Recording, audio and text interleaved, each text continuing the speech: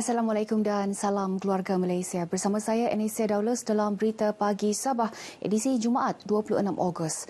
Sabah merancang untuk menubuhkan Suruhanjaya Tenaga Sabah dan mengambil alih Sabah Electricity Sendirian Berhad ACSB. Penubuhan Suruhanjaya itu bagi membolehkan pihak berkuasa kawal selia bekalan elektrik dipindahkan daripada Kerajaan Persekutuan kepada Sabah. Ketika mesyuarat bersama Kementerian Tenaga dan Sumber Asli KETSA, Ketua Menteri Datuk Seri Panglima Haji Jinor memaklumkan Sabah juga akan mengambil alih semula SESB dengan sifar liability sebaik sahaja pelan transformasi SESB disiapkan dalam tempoh 5 hingga 7 tahun. Justru katanya penyelarasan dan kerjasama semua pihak amat diperlukan bagi memastikan proses undang-undang berjalan lancar. Sementara itu, di bawah rancangan pembangunan penjanaan bekalan kuasa Sabah 2022 hingga 2041, Kerajaan Negeri mencadangkan projek loji kuasa di Kimanis mempunyai sumber gas mencukupi. Kerajaan Negeri turut menyokong aplikasi Hidro Sabah baharu bagi cadangan pembangunan konsep run-off river loji hidroelektrik 170 MW di Sungai Maligan dan hulu Sungai Padas, Sipitang. Satu lagi pusat pelancongan berpotensi dibangunkan di daerah Ranau iaitu bekas Lombong Tembaga Mamut. Walau bagaimanapun, satu kajian menyeluruh perlu dibuat demi memastikan tahap keselamatan pengunjung selain mengekalkan biodiversiti hidupan di kawasan berkenaan. Not until selesai setelah kita pastikan selamatlah. Because Lombong ni macam saya ditaklimatkan tadi, air yang telah kita ambil sampel kajian memang acidic lah. So that's why we cannot open till we boleh dapat atasi ataupun kita rawat dan sebagainya lah. Selain itu, ia juga sesuai dibangun menjadi pusat penyelidikan dan pendidikan taman baharu dan moden. Datuk Jafri menyatakan demikian selepas menyempurnakan Majlis Pelancaran Ekspedisi Saintifik Mamut 2022 Taman Kinabalu di kawasan bekas Lombong Tembaga Mamut, Ranau. Berkeluasan 2,112 hektar, bekas Lombong Tembaga Mamut telah diwartakan sebagai kawasan simpanan alam semula jadi di bawah enakmen Taman-Taman 1984 pada 13 Julai lalu setelah dipersetujui Kabinet Kerajaan Negeri. Terdahulu berucap dalam majlis pelancaran, Pengarah Taman-Taman Sabah Dr. Maklarin Lakim berkata, Ekspedisi Saintifik Mamut 2022 Taman Kinabalu yang dijadual bermula pada 19 hingga 30 September ini adalah langkah pertama ke arah pemulihan bekas Lombong Tembaga Mamut. Dijangka lebih 50 penyelidik dari 13 universiti, Jabatan Kerajaan Negeri dan Persekutuan serta agensi menyertai ekspedisi ini. Beralih ke perkembangan semasa COVID-19, Sabah merekodkan peningkatan kes jangkitan baharu iaitu sebanyak 297 kes semalam, pertambahan 32 kes berbanding Rabu lalu. Menurut kenyataan Menteri Kerajaan Tempatan dan Perumahan Datuk Seri Panglima Masidi Manjun, kadar positiviti semalam ialah 10.83%, tidak jauh berbeza dengan kadar sebelumnya iaitu 11.28% walaupun jumlah sampel ujian bertambah. 2,909 sampel diperolehi semalam berbanding 2,864 sampel pada Rabu. 6 daerah merekodkan kes 2 angka, manakala 7 daerah tidak merekodkan sebarang jangkitan baharu.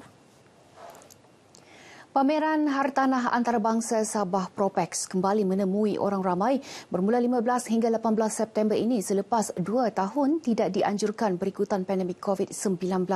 Pameran dihoskan Pemaju Perumahan dan Hartanah Sabah Syarida itu disertai 95 gerai pameran pemaju perumahan tempatan dan antarabangsa. Presidennya Datuk Surveyor Chua Soon Ping berkata, pemaju dari United Kingdom, Thailand, Australia dan China juga dijangka menyertai pameran 4 hari tersebut. During the pandemic, almost 2 to 3 years, we have never started any big event such as Propex and also Sharida Night. As usual, we invited CAM as our guest of honor. On the final day on the 18th September night, it will be Sharida Night. Sharida Night, we have about 108 tables, which is quite a big event even for SICC. Mengenai pemohon Malaysia My Second Home MM2H, pihaknya akan memohon kepada kerajaan untuk memudahkan pemohon membeli hartanah di Sabah. Sementara itu, pengerusi penganjur Roland Ling berkata, 4 anugerah akan diberikan semasa pameran iaitu rumah model terbaik, pemasaran terbaik, reka bentuk bumbung terbaik dan anugerah cilik teknologi terbaik. Pihak berkuasa kemajuan pekebun kecil Perusahaan Getah Risda terus komited membantu meningkatkan pendapatan pekebun kecil dan penoreh getah. Ia termasuk memperkenalkan program aktiviti ekonomi tambahan AET dan pembangunan usahawan bagi mempelbagaikan pendapatan golongan itu. Menurut Pengarah Risda Negeri Sabah Syazwan Mazli Mazlan, AET diperkenal bagi melahir dan membentuk usahawan dalam kalangan pekebun kecil dalam bidang makanan, pertanian dan perkhidmatan. Dalam masa sama, pekebun kecil Getah digalak menceburi program pembangunan agro makanan melibatkan ternakan, tanaman jangka pendek dan tanaman jangka panjang. Ia selaras dasar agro makanan negara 2021-2030 DAN 2.0 bertujuan mengurangkan kebergantungan terhadap import makanan dan menjamin bekalan makanan mencukupi. Syazwan berucap demikian sempena Konvensyen Amalan Tanaman Baik CAP Peringkat Risda Negeri Sabah 2022. Konvensyen yang dirasmikan Ahli Dewan Undangan Negeri Adun Klias Datuk Isnin Aliasni itu dihadiri lebih 100 pekebun kecil getah di daerah Beaufort. Sementara itu, dalam majlis sama, Risda menyasarkan untuk meningkatkan pendapatan pekebun kecil getah RM4,500 sebulan menjelang akhir tahun 2025. Ke arah itu, Amalan Tanaman Baik GAP diperkenal bagi memastikan tanaman getah mencapai tempoh keremajaan dan meningkatkan produktiviti. Terdapat 5 GAP iaitu penanaman dan penyelenggaraan, pembajaan, ransangan, penorehan serta strategi pemasaran hasil. Melalui pengamalan GAP ini, keremajaan pokok getah akan dapat dicapai dalam tempoh 4 tahun setengah dengan perolehan hasil produktiviti sebanyak 1,650 kg sehektar dalam setahun. Datuk Isnin berucap demikian ketika merasmikan Konvensyen GAP Peringkat Risda Negeri Sabah 2022. Kementerian Pembangunan Luar Bandar telah menyalurkan peruntukan kepada Risda Sabah sebanyak RM44.3 juta bagi membantu 47,443 pekebun kecil getah. Turut diperuntukkan RM3.07 juta bagi membantu 5,122 pekebun kecil dan penoreh yang terjejas semasa musim tengkujuh dengan keluasan kebun getah antara 0.1 hingga 2.5 hektar. Penerima yang layak akan menerima bantuan tunai RM600 yang disalur secara berperingkat pada November hingga Disember tahun ini. Turut disampaikan replika cek program pembangunan Risda daerah Beaufort bernilai lebih RM6.31 juta kepada pegawai Risda daerah Beaufort Muhammad Zukri Ismail. Pelajar perlu menyedari peranan serta tanggungjawab kepada diri, keluarga dan negara demi membina masa depan yang lebih baik. Pada masa sama, pelajar juga perlu fokus kepada pelajaran dan bukannya percintaan semata-mata. Pengurusan diri dalam usia awal remaja ini dan juga menekankan agar mereka mengutamakan kepada pembelajaran dan juga pembentukan sahsia diri semasa di sekolah dan mengawal perasaan-perasaan ataupun bibit-bibit awal bercinta kerana kita ingin memberi pendedahan pada mereka supaya mereka tahu perkara mana yang baik, mana yang kurang baik, mana yang perlu dielakkan agar masalah-masalah sosial dapat kita bendung daripada berlaku. Beliau berkata demikian selepas merasmikan program Antara Cinta dan Cita-Cita Zon Kota Kinabalu, anjuran bersama Jabatan Hal Ehwal Wanita dan SM All Sense.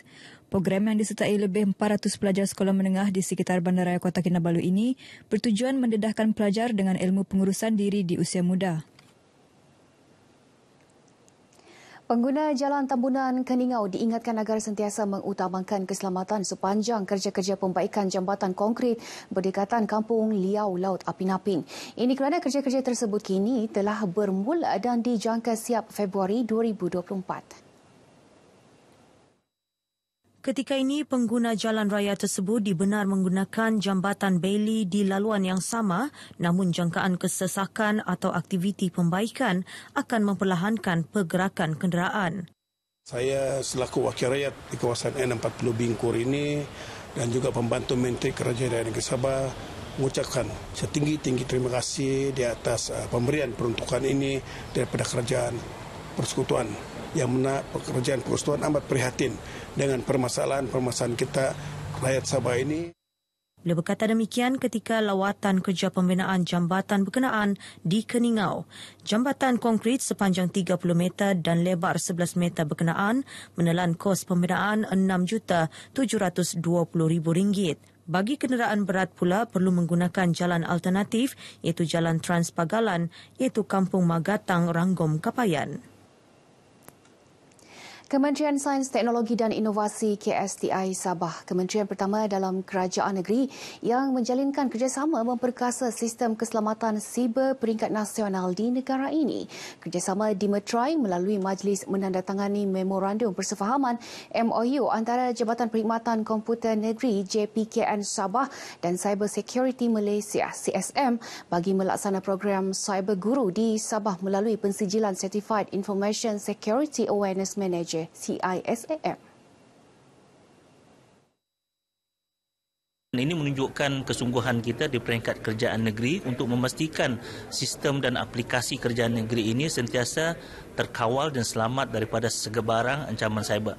Dan kerjasama dengan cyber security ini akan memperkukuhkan lagi kekuatan kita supaya elemen-elemen yang boleh mengancam keselamatan ICT kita di negeri Sabah ini dapat kita patahkan. Beliau ditemui media selepas majlis menandatangani MOU berkenaan.